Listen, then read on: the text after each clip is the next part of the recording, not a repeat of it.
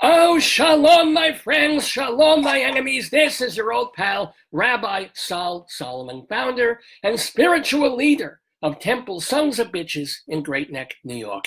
And I, being a not only New Yorker, but a Long Islander, I am delighted to mention that today I will be talking to a pair of musicians who will be playing on Long Island. As a matter of fact, they're going to be on the South Shore on Thursday, November 21st. You can see PETE and Maura Kennedy playing at the Hewlett-Woodmere Public Library in Hewlett/Woodmere. There's a weird borderline between those two towns. They're literally going to be standing on the border between Hewlett and Woodmere. So, and it's going to be weird where they put the chairs. But you can go see them on that Thursday. Oh, good. They're laughing already. This is making me very happy. But these musicians have been at it. Pete Kennedy has played with everyone from Nancy Griffith to Mary Chapin Carpenter to our friend in the neighborhood, Tom Paxton, Sleepy LaBeef, which is one of the greatest names in history. And they've been playing together for so long. Let them keep laughing because we have with us in the neighborhood the Kennedys. Shalom! Oh, shalom. So how are you guys doing? I look at your itinerary and every single day, you guys are somewhere else, some other city, some other place. How do you do that year after year without getting a little bit tired? No, we love it. We get tired when we're standing still. So for us, travel is what keeps us energized. Very nice. Very good. So how long, you guys are married, right? You had a shidduch. You guys are together married, yes? We are married, yes. Mit mazel mit glück. How long? Thank you. I'm asking. How long? 25 years. Boy, did you do anything amazing for your silvery anniversary thing?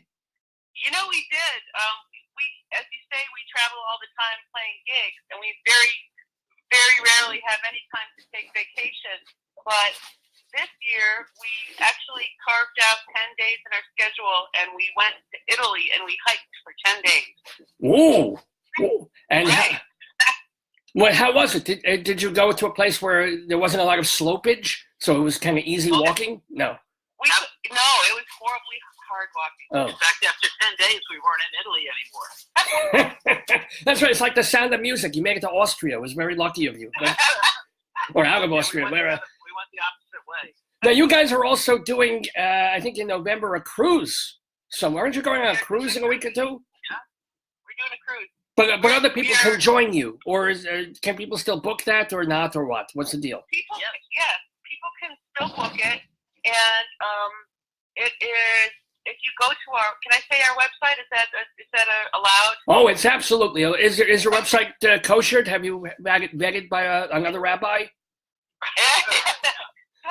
So our website is kennedysmusic.com. There's a thing up there on the cruise. It's November 11th to the 16th, and it's cheap. Yeah. It was cheap to begin with, and originally it was going to go to Havana, which we were looking forward to.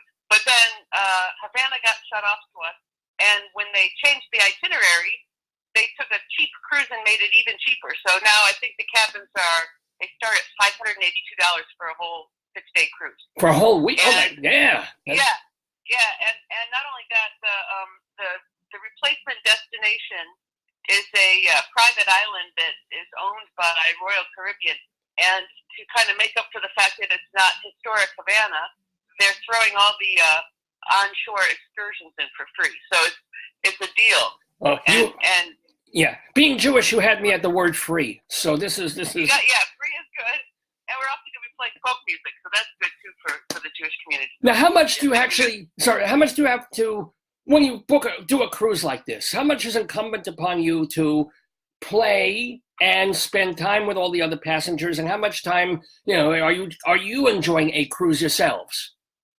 We've done these before, yeah, and we're not hired by the cruise line.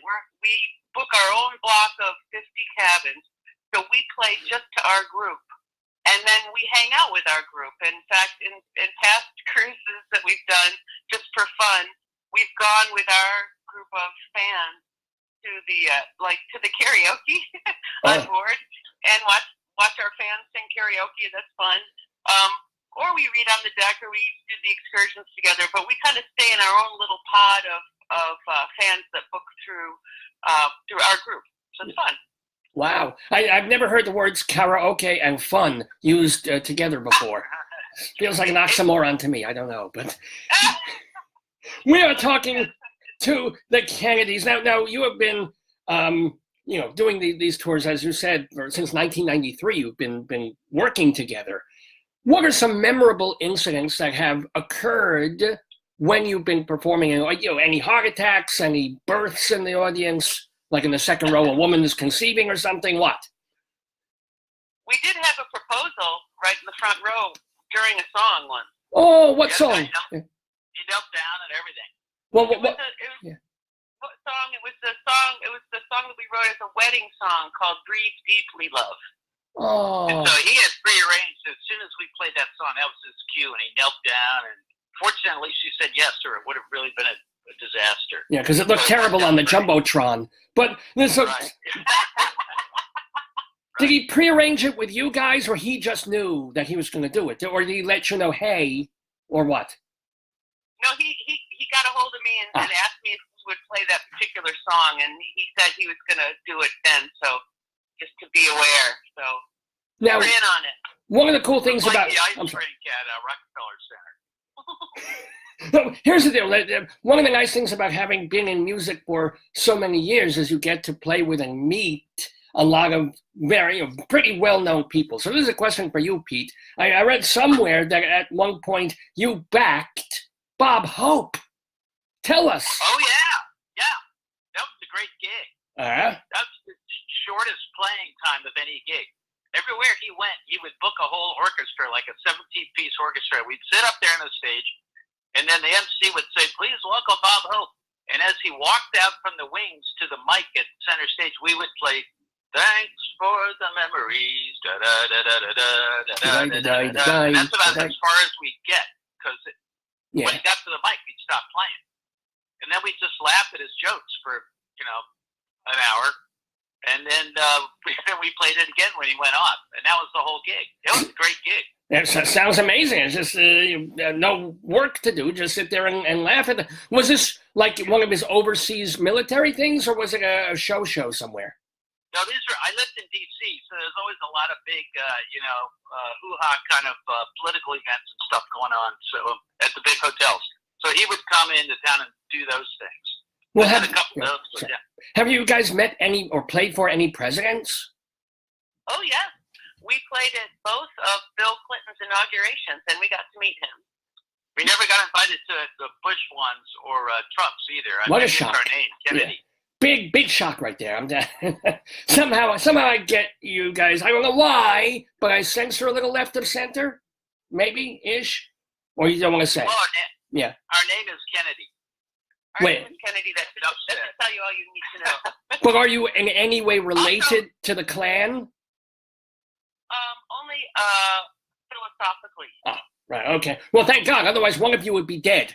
Percentage-wise, yeah.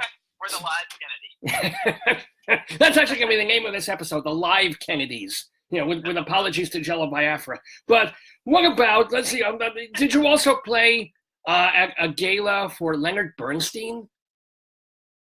Yeah, I played at his 60th birthday, which for him wasn't a little party, because of who he was. It was a big thing at Wolf Trap. Yeah. Down in D.C. And so it was a whole week of rehearsal with the big orchestra and all these people. Betty Comden and Adolph Green came in, and all these celebrities. And of course, he was there. And and we did bits of different, West Side Story and On the Town and Candide and all of his classical stuff too. Sure. So that was quite a week. I can imagine. Now, did you meet him or just shook hands? Thank you very much, and Yeah, when you're in the orchestra, there's like 100 people in the orchestra, so we don't really get to hang out with the great man. Well, who are some? I'm sorry to interrupt, but who are some celebrities that or musical legends that you have more than just backed or just hung out with and waved at? Who are folks that you had cute anecdotes about that you've known? I'll tell you, in the folk world, we we went over to England with Tom Paxton, and we rode around in a van, and we learned that Tom Paxton writes songs ceaselessly. Mm. Every 15 minutes, he would pass another lyric back to the back seat until we were finally like, enough with the songs already. We wrote too many songs. We would co-write like 3 songs in a 1-hour drive with Tom Paxton. He's brilliant. He told me that he writes a children's song every morning and a grown-up song every night, which comes to 700 songs a year. I won't be, but he puts out at this point only maybe an album every 3-4 years, which is, where's this stuff going? Well, I guess he culls it. Yeah. He's got 2,100 songs to choose from. He's only got to find 12. Wow. Good enough to put on an album. Yeah, he has been, and we are very proud to say that Tom Paxton has been on this program a couple of times. So he just seems like a wonderful, He's a wonderful guy. Oh, yeah. Oh, okay. I can imagine he would love being on your show. Oh, well, somebody has to. I'll tell you a story about Tom. Years and years ago, we played in Kansas with Tom and with Iris DeMent. We played a little festival, and it was in such a small town that there were no hotels. So they put us up at a B&B. And after the festival, Pete and I and Tom and his wife Midge and Iris and her husband Elmer at the time sat around the living room at this B&B, and we, I think Tom had a bottle of whiskey, and we stayed up all night telling jokes. And Tom's jokes were very raunchy and very, very funny. And we were laughing and joking. And finally about, I don't know, it wasn't that late, maybe 2 a.m., the matron of the house came down in her bathrobe and curlers and fuzzy slippers and looked at us kind of bewildered, and she said, "You have to go to bed now." She sent us off to bed. Oh my God, if she only realized that she had like legendary folk musicians in the room, she would have been... I think she didn't care. She just wanted to go to sleep. We were up too late. I'll tell you another story about that same gig. It was in the middle of Kansas. And a couple of weeks before the gig, it was Tom Paxton and us. So you got Tom Paxton, you got the Kennedy. The promoter calls me up on the phone. Back in those days, people still use the phone. He called me up and he says, "I've been listening to Tom Paxton's music, and I have a list of songs that he probably shouldn't sing in Kansas. Would you mind passing it along to him?" And did Tom Paxton play all of them? Yeah. I think I gave him the list so that constituted his entire set. Oh God! Now you're telling these wonderful stories about a guy about Tom Paxton, our great friend of the neighborhood. I would like to hear. I've got to say, Pete, tell us a story about Frank Sinatra, because I hear somewhere that he behaved like kind of a dick, if you pardon my French. Is this true? I'll tell you, I did 2 gigs with Sinatra, and they were a study in contrast. The first one was when Hubert Humphrey retired. Do you remember Hubert Humphrey? I don't remember him, but I know him. Yeah, well, yeah. He was back in the 19th century, I think, if I remember the date correctly. But when he retired from politics, they threw a big bash for him at the Washington Hilton. And I was in the orchestra, so we were playing dance music and stuff like that. And then after dinner, the entertainment is Frank Sinatra.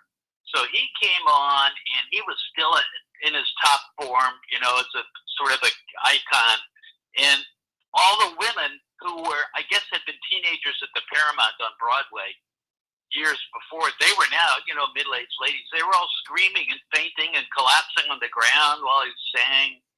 And I was sitting right behind him, so I got to see the same view that he got. In fact, I could kind of block him out and imagine that it was me that they were screaming and fainting for. Well, that sounds wonderful. That sounds like a classic moment. So that's a good thing. Yeah. Yeah. The other time, yeah. About 10 years later, I had a gig at the Kennedy Center. It was with Dionne Warwick. It was one of her That's What Friends Are For benefit shows. Sure. She had all these great singers. Luther Vandross was there, and Stevie Wonder, and Burt Bacharach was playing the piano. It was a heck of a band. And Elton John was there. So anyway, I'm sitting backstage with the guys in Sinatra's band, and they said, "I'll lay you 10-1 odds the old man doesn't go on." And I said, "Al, this is a live show. We're in the middle of the show right now." Yeah. What do you mean? And he said, "No." He said if he doesn't think his voice is up to it, he just gets in the limo and flies back to Palm Springs. And right at that moment, Frank Jr. came around the corner and he goes, "Pack it up, boys. The old man went home." Oh. And so Dionne Warwick had to go out and tell the crowd, "I know it says on the program Frank Sinatra, but he's not here." But everybody was okay, because if you have Stevie Wonder and Elton John, and Well, yeah, okay, that's still pretty good. I remember one time I had to sub for the Lubavitcher Rebbe. It was like, and weirdly enough, it was like pig roast in Arkansas. But no, Lubavitcher Rebbe. He subbed for Sinatra.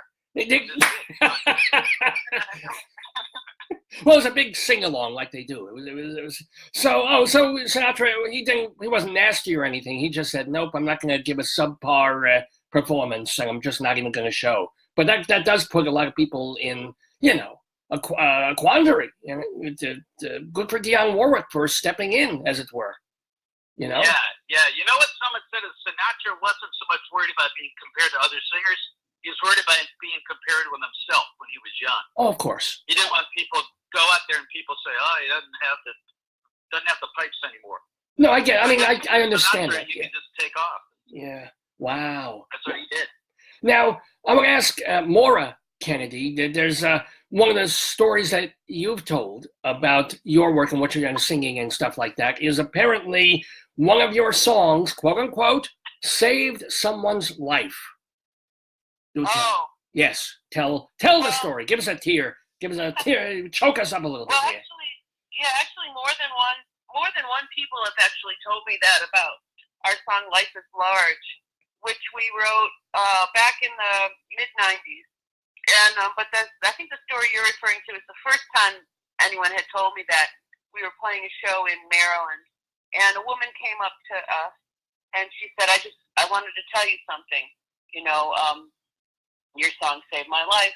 And well, I'll backtrack. We were doing a tour in England, and it was a lot of travel, little sleep. We got off the plane and immediately went to MTV Studios. There's an MTV in England. We did a little thing for them, and then we had to do another BBC thing, and we were going to go back to our hotel. We were totally jet lagged, and we were just going to collapse. And the woman who was our publicist at the time said, if you have any energy, there's one more thing that I'd like you to do, and it's a thing for, what was it? World Service. Yeah, the World Service. And we said, well, we're here, let's do it. So we went up another couple flights of stairs, and we went into this little room, and I think it was a ISDN line. We didn't even see the interviewer, if I'm remembering that right. And we did this interview. We played the song "Life Is Large" and forgot about it. Went back to our hotel, went to sleep. Well, this program aired at U.S. military bases around the world. And the woman who came up to us at the show said that she was living in Africa. She was in a very abusive relationship, was at the end of her rope, and she heard our song on the radio, and it gave her courage to get out of there. And she left in the middle of the night, I guess, and when we saw her, she had reconnected with her high school sweetheart, and she was happy and safe, but she was. Isn't that wonderful, though? Isn't it amazing that a song, and one that whatever was in your heads when you were writing it, it meant a certain something to you, and then years later, it's played for this woman. She gets out of this horrible situation. She has a whole new life, and in some level, I mean, that must feel really good, It feels really good, and there are people who come to our shows, regulars here and there, and there have been several women who have told me the same type of story, or else. And so when I sing that song, and if they're in the audience, I sing it to that person because I know it has deep meaning for them. So that's what I do the same when I perform the Dreidel song. It is amazing how many people.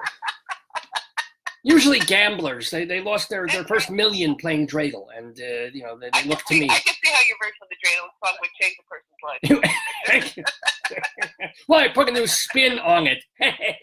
I'm sorry, that's terrible. That's shameful, that joke. We're talking with Pete and Maura Kennedy. And I want to remind everybody, first of all, that you can see them live playing their folk music at the Hewlett-Woodmere Public Library on Thursday, November 21st at 7 o'clock in that evening. And by the way, if you miss them there, you can't get to Long Island. They're going to be in December. They'll be at Symphony Space on December 6th. What are you doing there? We do a thing every year that's part of a kind of a big production that's a tribute to John Lennon. Oh. From the Beatles. And it's all John Lennon songs, and it's different people, some big celebrities, and then lesser ones, and a great house band. And it's packed every year. Got to get tickets early for that. So what song are you doing? Do you know We're doing Across the Universe this year. Whoa. One of his great kind of expressions of peace and love and stuff like that. The theme is love, which is a great theme for a night of music. And so we're looking forward to that. That's first Friday in December, whatever. December 6th, yeah. No, that song is very meaningful to me because he sings, nothing's going to change my world, and nothing ever changes in my goddamn world. I got to tell you that. I'm just stuck. Totally. And by the way, you can also see Pete and Maura Kennedy on December 20th. So we're keeping it in the autumn here at Urban Stages, which is an off-Broadway theater in New York. What are you doing there? That is a tribute to Nancy Griffith. Oh. And it's a benefit for this little local stage, what's it called? Urban Stages. Urban Stages. Right. Yeah. Yeah. December's great because we do all different kinds of. It's a holiday month for a lot of people, and so we do different tributes. We're doing the Lennon tribute at the beginning of the month, the Nancy Griffith tribute towards the end of the month, and in the middle we're playing a place, the Floral Park, which is right near Queens, called Swing the Teapot, a good place for Kennedy's, it's a tea house and pub, and we do all holiday songs there. Cool.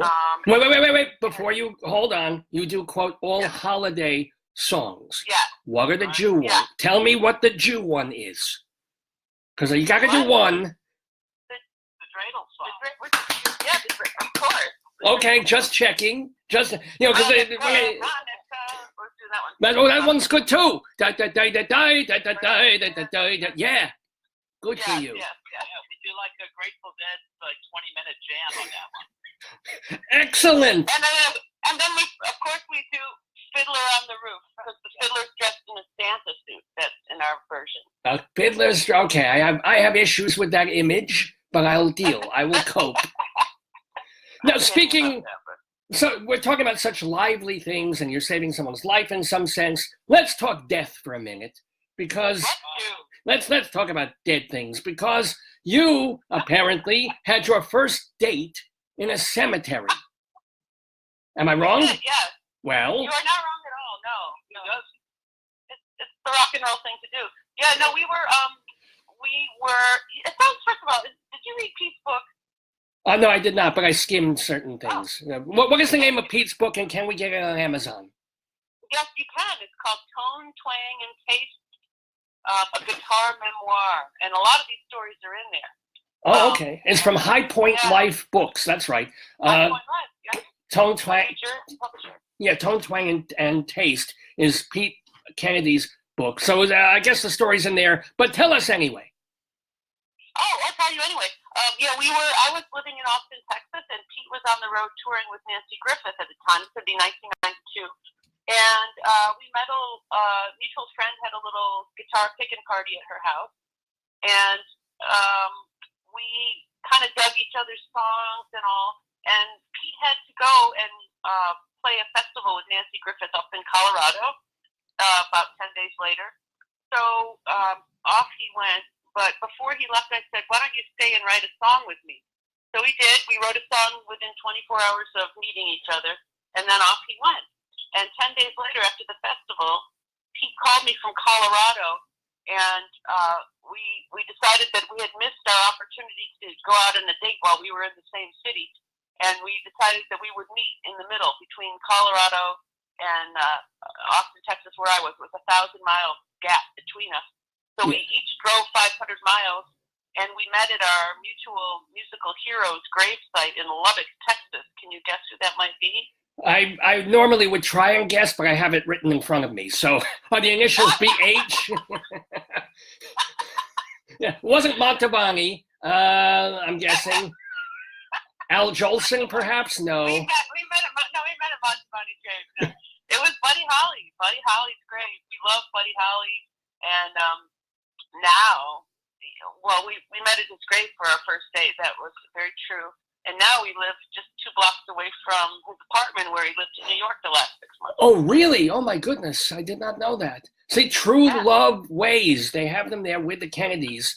So that's one dead musician. Pete, I have to ask you about a couple of other dead musicians. One of them, apparently, you saw playing live at some point, Jimi Hendrix. Everyone I saw live died. Oy, don't come to my concert. That's the common theme, but I did see Jimi Hendrix. Yeah, I saw him at the ballroom at the Washington Hilton Hotel. Circa when? Yeah. Yeah, 68. It was spring of 1968. The Jimi Hendrix experience. Was it mind-blowing? Was it incredible or what? Yes, it was. It actually was. And he had his wall of Marshall amps, stacked up to the ceiling. And there was no sound PA system to sing through. So he sang into the little microphone that like the Rotary Club would use that the hotel owned. Yeah. And it came out of those tiny speakers in the ceiling. So there's these little speakers that were, a few inches across, way up at the top of the ceiling. And the only words you heard the whole show were, "Excuse me while I kiss the sky," because he stopped playing momentarily when he sang that. Yeah, otherwise you couldn't hear. Yeah. Nobody went to see Jimi Hendrix sing. We went to hear him play the guitar, and you could definitely hear that. In fact, I can still hear it. My ears are still ringing, but it was loud, but it was great. He was certain people when they're a genius, you can tell they've got a thing going on. He definitely had that. Well, let me ask you about another great guitar player that I hear more than any other in your music. I could be wrong about this. How your influences could be myriad and many, but I hear a lot of Chet Atkins in what you do. Yeah. Did you ever learn from him? I mean, what did you learn from Chet Atkins? His style. I think to be totally open about music.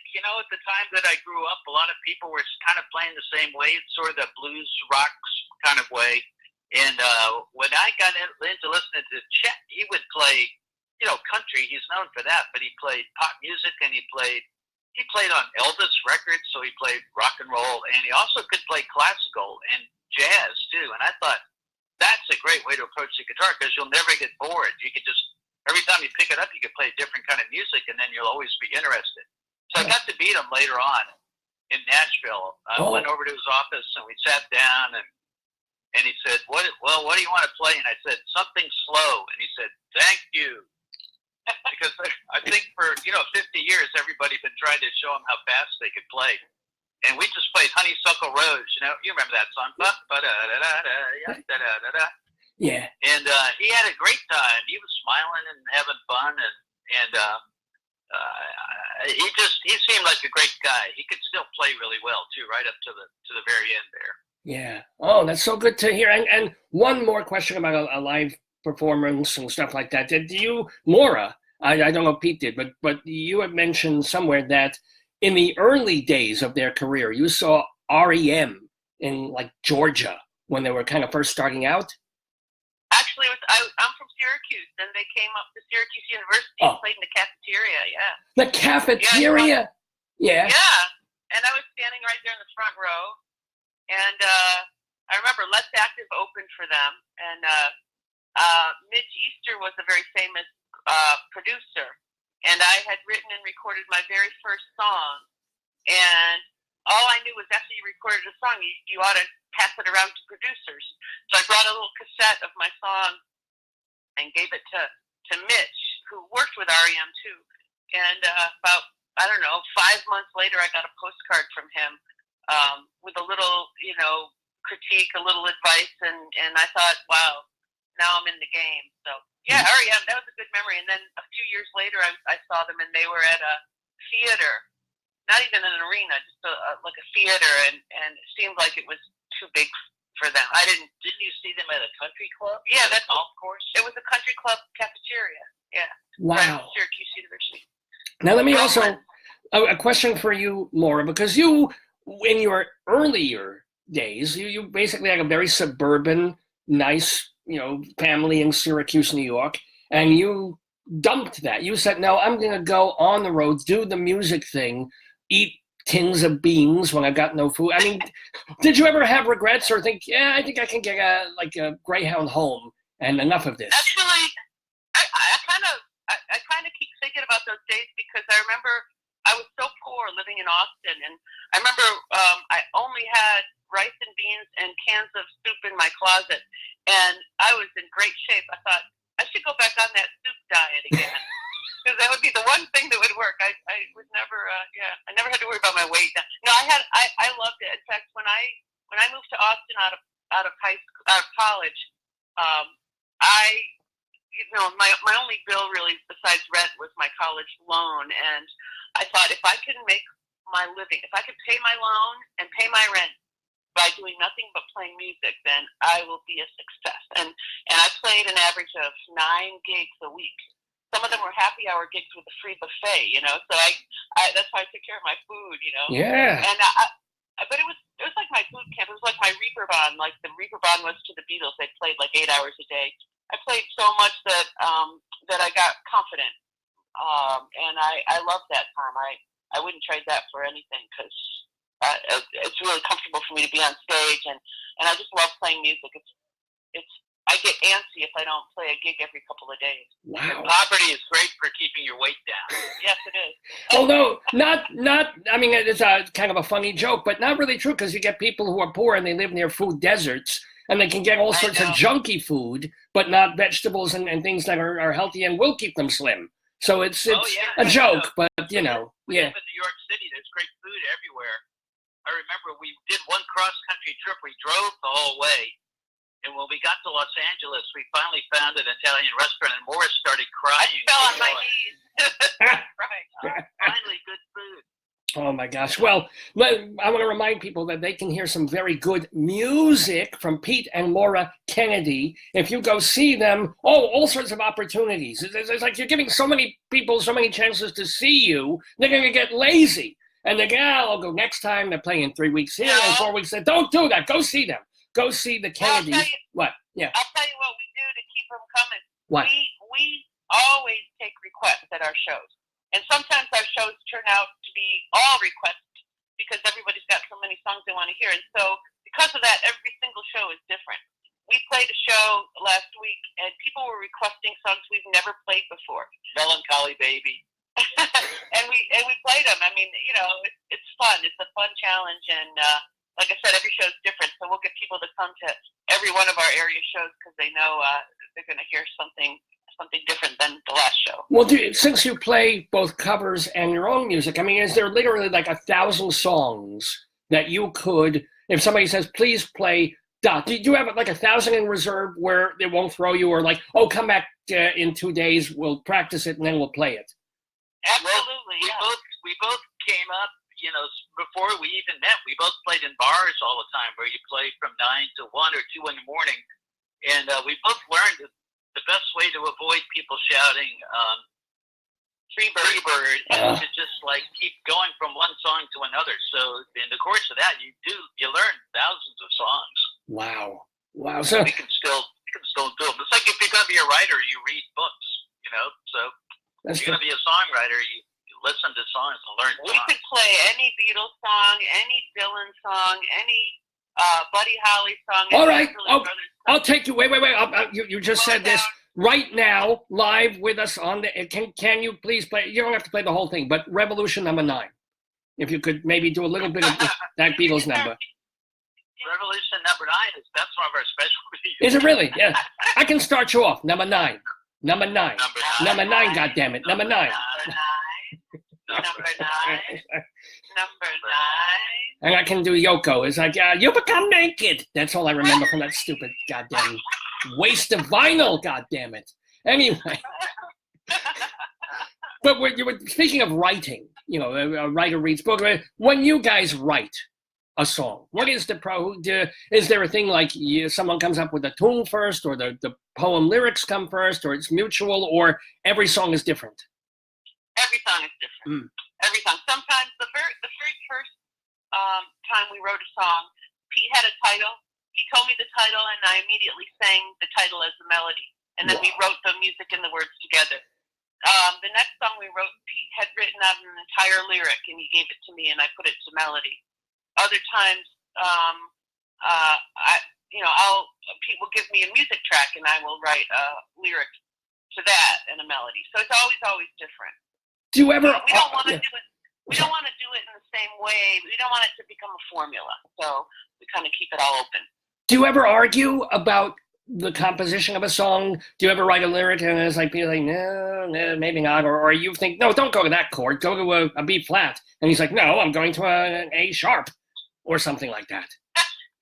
Well, I mean, the thing is, the reason our partnership works is we both like each other's music. No, we don't. So, what are you saying? So we like the ideas the other person comes up with. I think that's what makes it happen. I'll tell you, in all seriousness, whenever I co-wrote with anybody else prior to Pete, there would always be that tension, like someone wouldn't like the other line, and it would just feel like very negative. Everybody's rejecting everything else. With Pete, it's always been, oh, let's try this. Oh, that's a good idea. Or maybe we can do this. And it's always been very, I've never felt like an idea was stupid, even if it probably was. I'm not going to parse that sentence. I'm going to leave. But that also brings up the thing of being a married couple for so long. Married couples fight, they argue, as they say in the Jonathan Richman song. People must argue, people must fight. So does performing, do all the arguments end at the curtain, and sometimes when the show's over, whatever you're fighting about, that's gone? We don't really fight. I mean, honestly, we might have differences here and there, but it's never anything that's going to affect a show or our lives. You know, it might be I don't know. I can't even think of anything. But no, our shows are always, I don't know, happy. They're happy for us. We love to play music. So, right. And our audience comes to our shows to feel uplifted. That's really, I think our mission in life is to bring people up. And these days, you know, we need it more than ever. Yeah. And I know when people see me or listen to me, they get really depressed. So if you've been hearing me, ladies and gentlemen, and you need uplift, and you need to feel good about life and great about music, you're going to want to go see Pete and Maura Kennedy. Again, they are playing at the Hewlett-Woodmere Public Library in Hewlett/Woodmere, New York on Thursday, November 21st at 7 o'clock in the evening. If you missed that, remember they'll be part of a tribute thing to a Symphony Space on December 6th. So was it Nancy Griffith or who? Nancy Griffith tribute. And actually, can I talk about one more show? Oh, sure. Throw it in there. We're playing at the Washington Square Hotel on December 8th. Ooh. And that's going to be not a tribute. That's going to be all Kennedy's music. That's right there at Washington Square in a hotel where Bob Dylan and Jimi Hendrix and Ian and Sylvia, a lot of those major musical icons from the 60s lived for spells. So that's got some good mojo there. So that's on December 8th. You can see an actual Pete and Maura Kennedy concert, full, normal, at this Washington Square Hotel. And then on December 20th, you're at Urban Stages with a holiday concert. And then don't forget, you can also book the cruise that they're doing to not Cuba, but a private island that's owned by a tour group, by shipping. Wait, what was it? It was Royal Norwegian or something? Caribbean? Who? Royal, I think it's Royal Caribbean. Caribbean. Stop at Key West too, which is always great. Oh my goodness! So to find out all of who can keep this in their heads, you don't have to. Just go to the website Kennedy, like the dead president, KennedysMusic.com is the place to go. I've got one more question for this delightful and very talented, wonderful couple, which is, besides Life is Large, what are the one or two favorite songs of yours that you guys do? Well, there's another song that's a kind of a current song for us called Safe Until Tomorrow. And that really resonates, I think, these days. It resonates with us because we've been taking care of my dad. Oh. And he's 90 now and in need of 24-hour care. And so that kind of, a lot of our audience is in that same boat. It's a very, again, uplifting song about a subject that can be kind of weighty. Yeah. And that resonates really well. But the other one we always end with, no matter what the requests are of the night, we pretty much always end with our song Stand, which is a very much an all-inclusive, we call it our all-inclusive gospel song because it invokes all the different deities and the religions, kind of go in peace, shalom kind of song. Oh, I like that. Well, I will tell you both, of course, to go in peace and have great shalom. And I know everybody in the audience is going to stand and applaud for the Kennedys. Do go see them in all their shows. And it just remains for me to thank you both so much for spending some time with us here in the neighborhood. And as I said, go in peace and shalom to you. Shalom. I wish you would be our MC. That would be a treat. You could open for us, and then you could bring everybody down, and then we'll bring them back up. There you go.